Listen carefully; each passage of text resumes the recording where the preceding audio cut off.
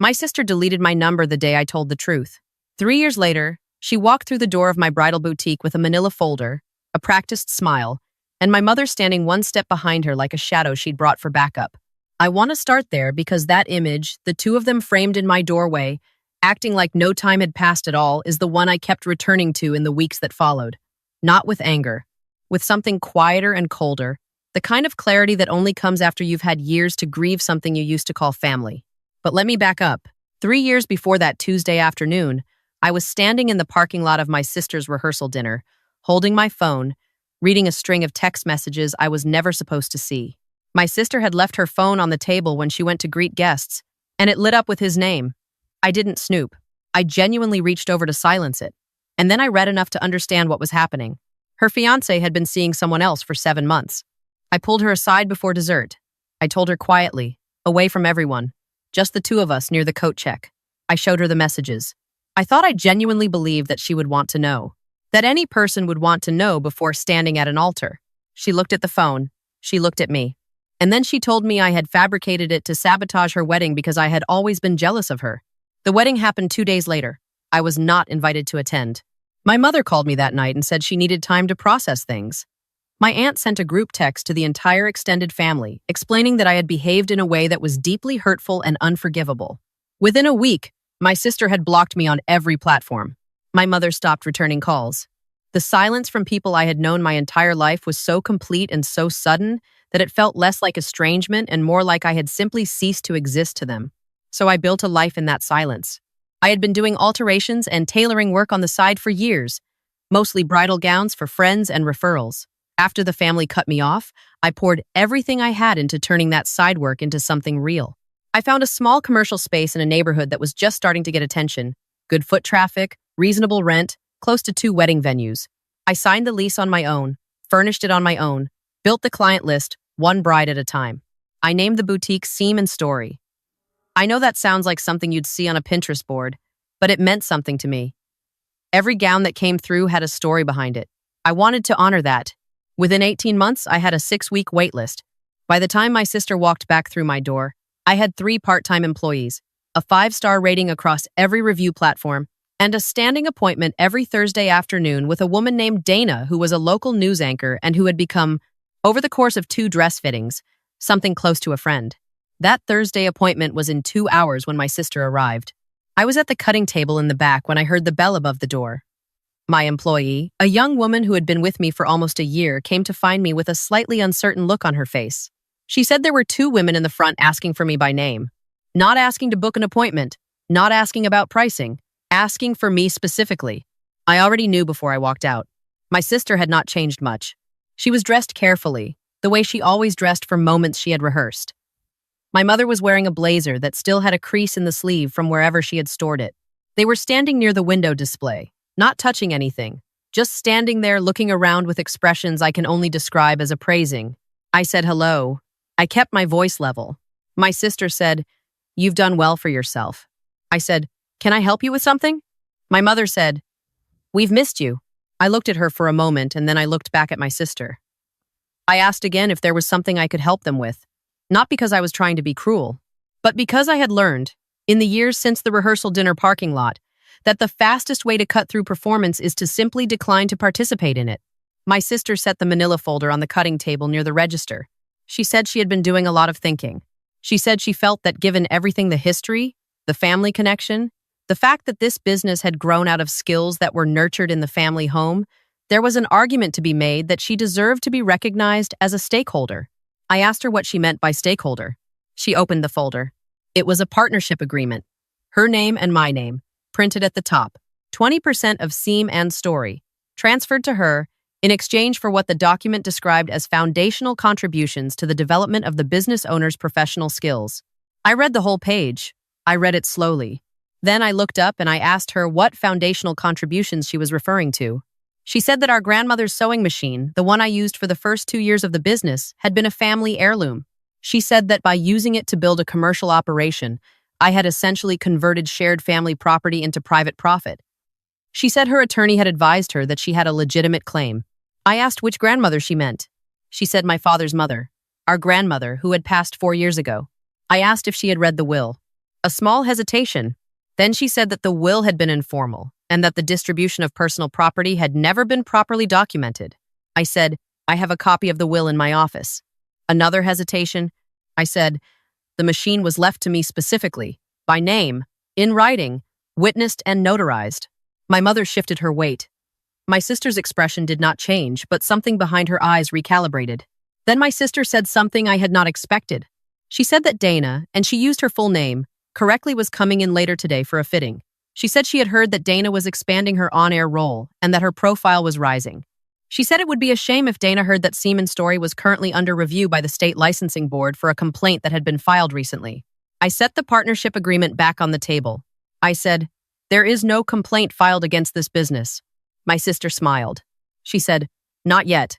I want to be honest about what I felt in that moment because I think it matters. I was not surprised. That is the truest thing I can say. 3 years of building something on your own teaches you to recognize a shakedown when you see one because you have spent those 3 years protecting what you built from every possible angle. I had cameras. I had contracts. I had documentation for everything. I had, because of the nature of bridal work and the clients involved, become almost obsessive about keeping records. What I felt, standing across the cutting table from my sister, was something close to stillness. I said, give me 1 moment. I walked to my office in the back. I closed the door. I pulled out my phone and I texted my attorney a single sentence. My sister is in my boutique with a fraudulent partnership agreement and is threatening to file a false complaint with the licensing board. Please call me in 10 minutes. Then I texted my employee to stay visible in the front and to note the time. I went back out. I asked my sister if she would like some water. She said no. My mother said yes, and then changed her mind. I said, I want to make sure I understand what you're proposing. You want me to sign over 20% of my business, or you'll file a complaint with the licensing board? She said she wouldn't characterize it that way. She said she was simply presenting options. I said, I'd like to call someone. I picked up my phone and I called my attorney. When she answered, I put her on speaker and I set the phone on the cutting table between us. I said, I'm here with my sister and my mother. My sister has presented me with a partnership agreement claiming 20% of my business based on the use of our grandmother's sewing machine. She's also indicated that if I don't sign, she may file a complaint with the state licensing board. I want to make sure I'm understanding the situation correctly. I looked at my sister. Did I summarize that accurately? My sister looked at the phone. Then she looked at my mother. My attorney's voice came through clearly. She said the sewing machine claim had no legal merit given the documented will and the years of my sole operation. She said that filing a false complaint with the licensing board would constitute an abuse of process and potentially fraud. She asked my sister if she would like to speak with her directly. My sister said nothing. My mother said, we should go. My sister picked up the manila folder. She said this wasn't over. She said I had always found a way to make myself the victim and that I had never once taken responsibility for what I did to her wedding. She said she hoped I was proud of the life I had built on the back of destroying hers. I said, I showed you the truth. What you did with it was your choice. She left. My mother followed without looking at me.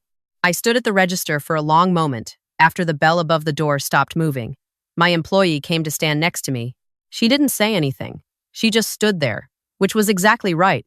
20 minutes later, my attorney called back and we talked through everything. She advised me to document the visit immediately, which I did, written notes, time-stamped, signed.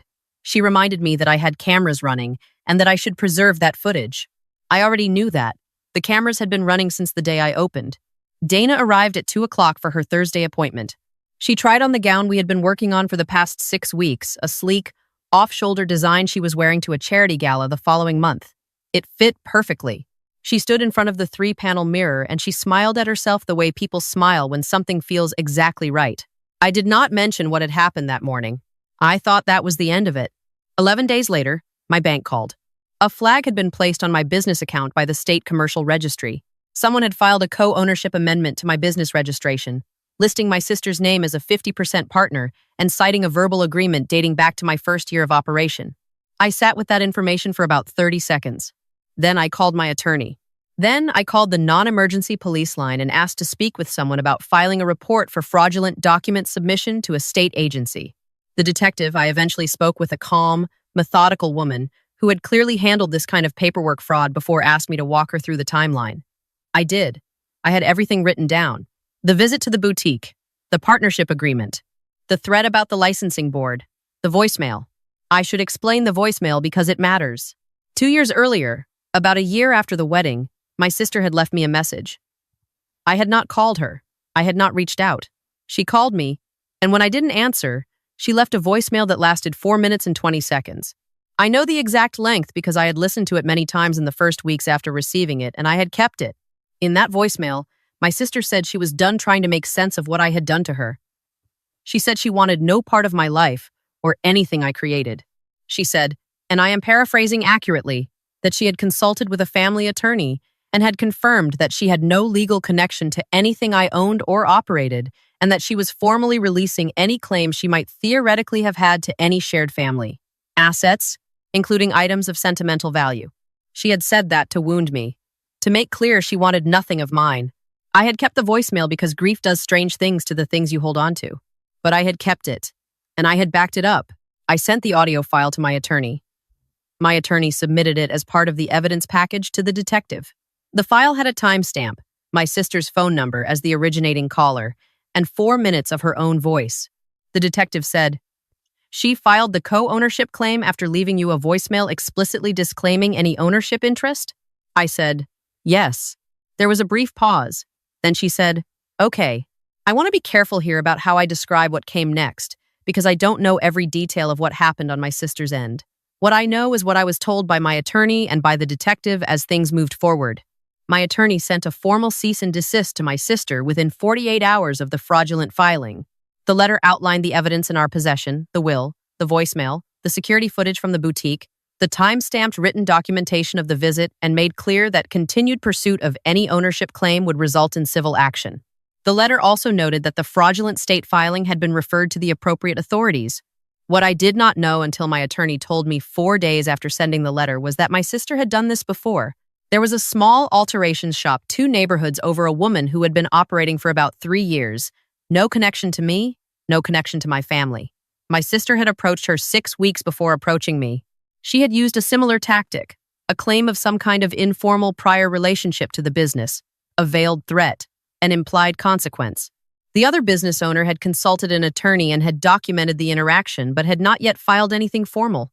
When my attorney's contacts began making inquiries in connection with my case, that prior incident came to light. I don't know exactly how my sister had found these businesses or what her reasoning was.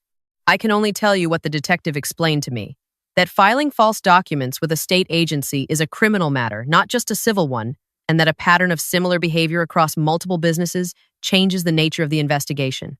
I was not asked to do anything further at that point. The process moved without me. My sister called me 3 weeks after the cease and desist was delivered. I did not answer.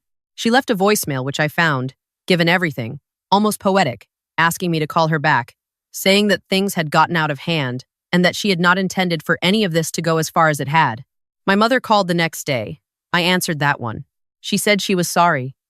She said it in the way people say it when they are sorry about the consequences rather than the actions. But she said it. She said she hadn't known what my sister had planned. She said she had thought the visit to the boutique was about reconnecting. I said, "A partnership agreement is not reconnecting." She said she knew that now. I said, "I need you to understand that there are legal proceedings in motion and that I am not in a position to simply set this aside because it's become inconvenient." She said she understood. I said, "I also need you to understand that I showed your daughter the truth 3 years ago because I loved her. That is still true. What she did with the truth was her choice. What she did with my business was a crime." My mother was quiet for a long time. Then she said she was sorry again. I said, "I know." I did not tell her that I had been carrying that sorry for 3 years and that receiving it now, under these circumstances, felt less like relief and more like arithmetic, a number finally added to a column that had been sitting open for a long time. I hung up and I went back to work. Dana's gala piece ran on the local evening news. The segment was about women-owned small businesses in the city, and Seaman's story was mentioned by name. Dana had asked my permission before, including me, and I had said yes. That segment generated 43 inquiry emails in 72 hours. I hired a 4th part-time employee the following month. The fraudulent state filing was formally rejected and flagged. My business registration was restored to its original status with no disruption. My attorney filed a civil complaint against my sister for the fraudulent submission and for the costs associated with responding to it. That matter is still working its way through the appropriate channels as I record this, and I'm not going to speculate about how it will resolve. What I can tell you is that the sewing machine is still in my back workroom. It sits on a shelf now, mostly retired. I have better equipment, but I haven't moved it because I want to see it every day. My grandmother left it to me because she had watched me work on it at her kitchen table every Sunday for 6 years. She knew what it meant. She put it in writing because she was the kind of woman who understood that love without documentation is just sentiment, and sentiment does not hold up in a manila folder. I think about the morning my sister walked in a lot. I think about the fact that she came in with a plan and a folder and a threat, and that none of it worked because I had spent 3 years building something that could not be taken from me by anyone holding a piece of paper they had no right to hold. I also think about the other business owner, the one 2 neighborhoods over. I reached out to her after my attorney mentioned her situation. We had coffee. She is steady, careful, a little wary in the way that people become when they have been targeted and are still processing it. I liked her immediately. We have referred clients to each other twice since then. If there is something I want to leave with you from all of this, it is not a lesson about family, because I think you already know the complicated truth about family, that love and damage can live in the same house for a very long time before you have to finally choose between them. What I want to say is this: build carefully, document everything, and trust that the record you keep today will be the thing that protects you when someone who underestimated you decides to come through your door. The cameras were running the whole time. They always were.